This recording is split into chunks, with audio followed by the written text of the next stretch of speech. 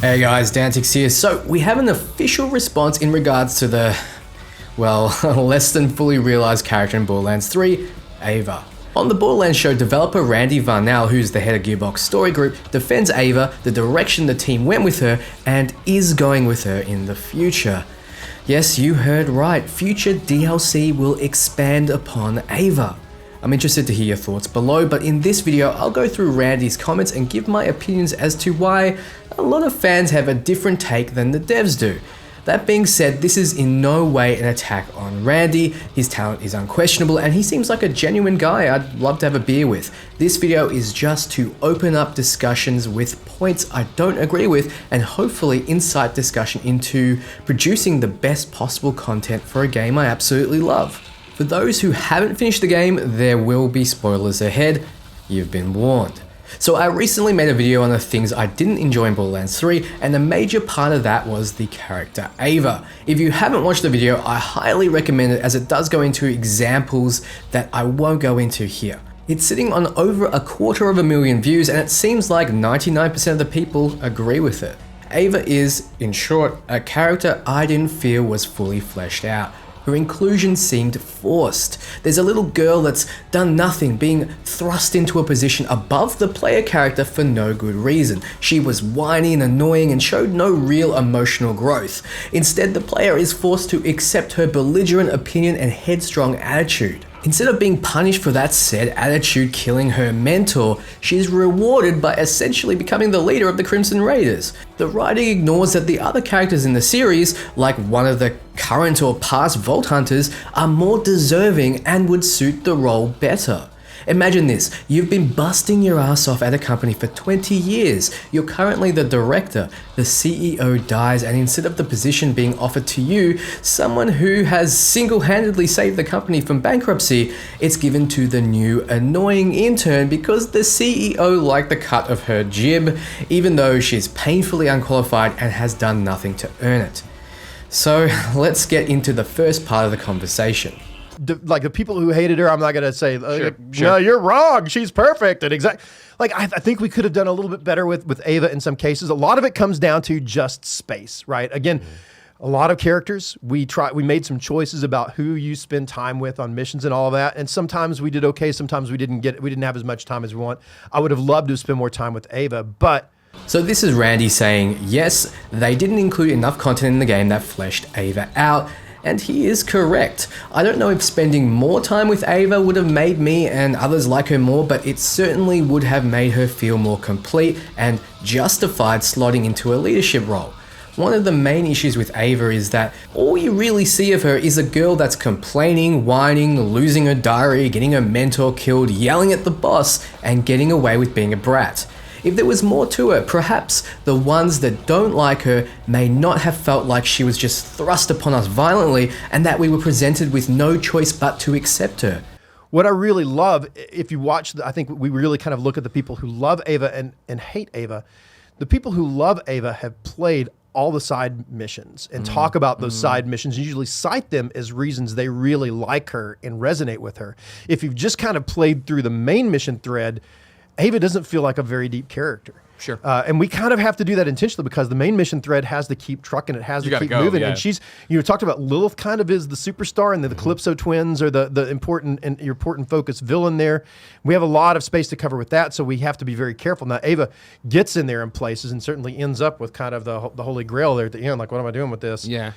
But I would encourage like people who don't like Ava right now and want us maybe look at that, go and find those side missions with Ava and play through it.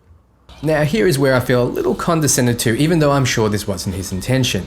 This is completely and utterly incorrect. I've played all that Borderlands 3 has to offer and I don't like her.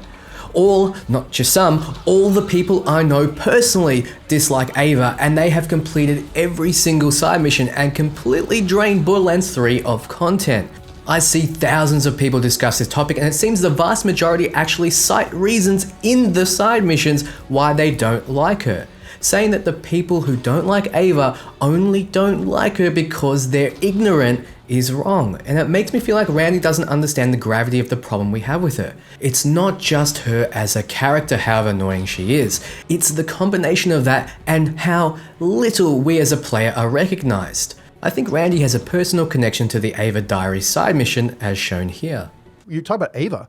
One of my favorite missions with Ava is the one where she asks you to go recover her diary. Yeah. And when you do, you find out this Malawan asshat, Private Beans, it starts reading it aloud on this, and you suddenly have this mission that's kind of funny with what he's reading and how he's treating it. But he is delving into a teenage girl's private secrets. Yeah. And she hates it. And there's a part of that, the voice actress for Ava who came and did it, she loved that mission because she said, that happened to me.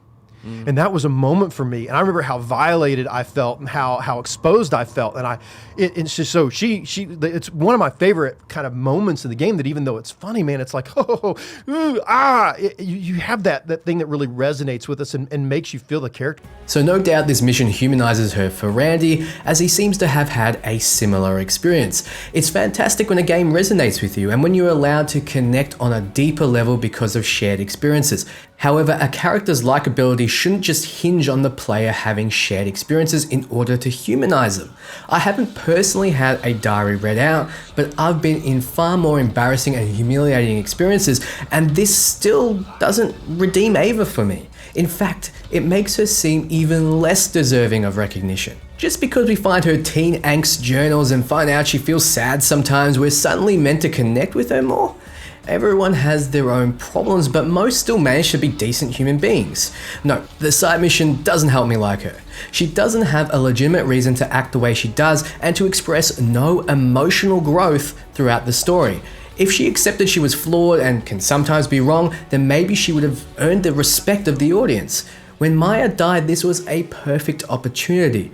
Instead, she brute forces her opinions and everyone is forced to accept them without choice. Her character's flaws aren't redeemed by being embarrassed that her emo diary was read out. A diary that contains paragraphs more tame than you'd find in a teen girl's journal today. I feel like the finger is slightly off the pulse here, as the side missions did nothing to make me or others like the character. The gravity just doesn't align. The equivalent would be going back to the business example. So this intern also yelled at the CEO while he was alive, backtalked you, was annoying and abrasive. We then learned she felt sad and alone sometimes. So what? It doesn't justify giving her the CEO position. She's an immature child, and if the writing kept her in that role, it would have made more sense. But the writing leads us down a narrative path that suggests we should be respecting her as an equal, and then even as a superior when she's done nothing to earn that, and after all the trials that we've been through. The problem with Ava wasn't that we didn't see enough of her, the problem runs much deeper than that. We're going to spend some more time with her even in DLCs. And so there's some intent there. So there's some growth. And I think there's a very intentional, valid question from us at the end of Borderlands 3 is, why the hell is Ava get Sanctuary? Because she does not deserve it. She got Maya killed. She's got no experience. She's a little brat. She's kind of screechy sometimes. And I think that's a valid question to ask as a player. And there's a little bit of, in fact, there's more than a little bit of that's intentional narrative. Now, I don't know how to feel about this. On one hand, we're getting more Ava, and I think the team needs to cut their losses and move on from this character. She's a meme now in the community, and I just feel like a large majority is simply never going to be able to accept her.